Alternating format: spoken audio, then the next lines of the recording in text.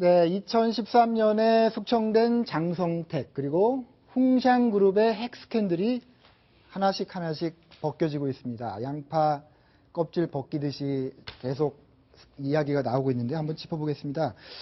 저희가 세 가지 쟁점을 한번 짚어보겠습니다. 홍상그룹과 북한의 스캔들. 첫 번째 먼저 한번 보시죠. 네. 이게 북한하고 중국의 한 기업이 그냥 돈 주고 사고 하는 그런 거래 관계가 아니고요. 네. 굉장히 지분 투자를 하고 얽혀있는 둘이 한 몸인 그런 관계인 것 같습니다. 이우종 기자. 예. 네.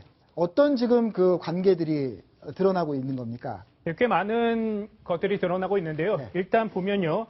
홍샹그룹의 가장 주력한 계열사가 있습니다. 홍샹실업 물류유한공사라고 하는데 여기에 지분을 투자한 기업이 조선광선은행입니다. 네. 조선광선은행 하면 북한의 노동당 산하의 기관입니다. 네. 해외에 무역이나 대금을 결제하거나 송금할 때 활용하는 것인데 여기에 무려 16억 원을 출자했습니다.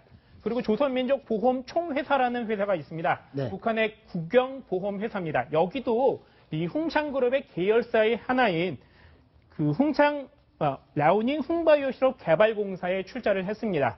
그리고 네. 세 번째로 보면요. 단둥에 류경식당이 있습니다. 네. 네, 북한 식당이죠. 여기를 함께 운영합니다. 일단 시설은 중국 측에서 되고요. 인력은 북한에서 됩니다. 네. 한마디로 말하면 결국은 홍샹그룹, 즉 중국에 있는 한 기업이 북한하고 거래를 해가지고 살짝 도와줬다 이 정도가 아니고 네. 북한과 중국이 서로 어떻게 보면 중국의 한 기업이 같이 합작을 해서 만든 회사를 네. 가지고 그동안 운영을 해왔다 이렇게 볼 수 있는 겁니다. 네, 네. 완전히 그 전략적 제휴 같거든요. 네. 왜냐하면 보십시오.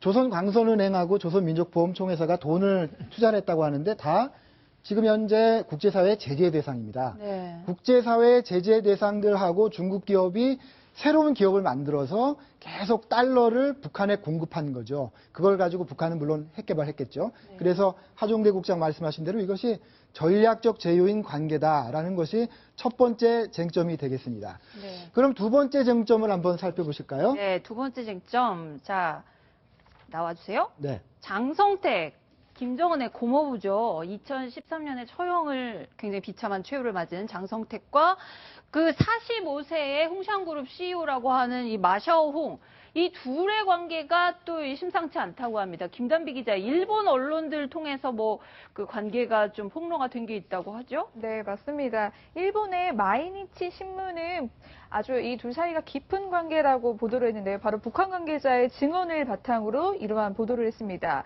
이 마샤오홍 이 총재와 북한과의 관계가 깊어진 것이 2010년으로 보고 있다고 하는데요. 이 장성택이 선양 그 칠부산 호텔의 경영난에 부딪히자 마 총재와 함께 공동 경영을 제의했고요.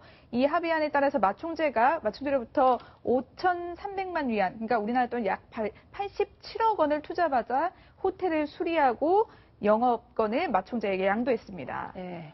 그런 과정에 너무 헐값에 영업권을 준 거 아니냐 그래서 지금 일본 신문이 직접적으로는 언급하지 않았지만 네. 장성택하고 마 회장하고 뭔가 약간 남자와 여자의 관계가 있었던 것이 아니냐 이런 뉘앙스를 풍겼다고 해요. 그래서 그렇게까지는 뭐 어떻게 될지 모르겠지만 그러나 네. 어쨌든 장성택이가 장악하고 있었던 게 북한의 광물질 수출이거든요. 네. 네. 그런데 저 홍상그룹, 마사홍이 총재로 있는 홍상그룹이 가장 많은 돈을 벌 수 있었던 것이 북한의 무연탄, 석탄을 수입해 와가지고 그걸 헐값에 사가지고 중국에서 두세 배 이익을 남긴 거거든요. 네. 그런데 장성택이 처형될 때 죄목 중에 하나가 북한, 즉 나라의 자원을 헐값에 중국으로 빼돌렸다라고는 혐의가 있었습니다. 그러니까 네.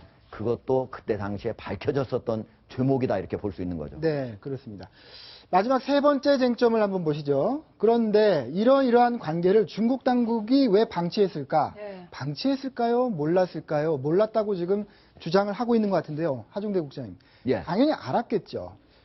만약에 지금 네. 저기 지금 보면은 회사를 같이 출자를 하고 당연히 정부 기관에 그게 보고가 되도록 되어 있습니다. 누가 얼마씩 출자를 했는지 그리고 자회사를 함께 만들고 심지어 선양에 있는 가장 대표적인 호텔이 칠보산 호텔이거든요. 네. 그걸 같이 공동으로 경영하고 그다음에 북한의 단둥에 있는 식당, 그 북한 식당 경영식당인데 그거 같이 하고 이거를 중국 당국이 몰랐다. 그러면 중국의 정보기관들이 너무나 일을 제대로 안 한 거죠. 네. 이걸 모르고 지금까지 있다가 미국 정부가 모든 거를 다 조사해가지고 바로 이 홍상그룹이 북한의 여러 가지 핵 개발을 하는 데 있어서 자재를 대준 그런 것들 내용을 자세히 주고 나니까 그때서 마치 한 것처럼 여러 사람을 구속하고 하는 건 어떻게 보면은 눈 가리고 아웅하는 거 아니냐 이렇게 말씀드릴 수 있습니다. 네. 네, 마 회장이 지금 아마 체포돼서 조사를 받고 있다는 것 같은데요. 저희 기억하시겠지만 2002년에 신의주 행정장관을 맡던 양빈 어우야그룹 회장도 맞자마자 구속이 됐었죠. 북한하고 손을 잘못 잡았다가 구속되는 또 하나의 중국 기업인이 나오는 것 같습니다. 다음으로 반기문 유엔 사무총장을 북한이 미워하기 시작했다는 소식이 들어와 있는데요. 한번 알아보겠습니다.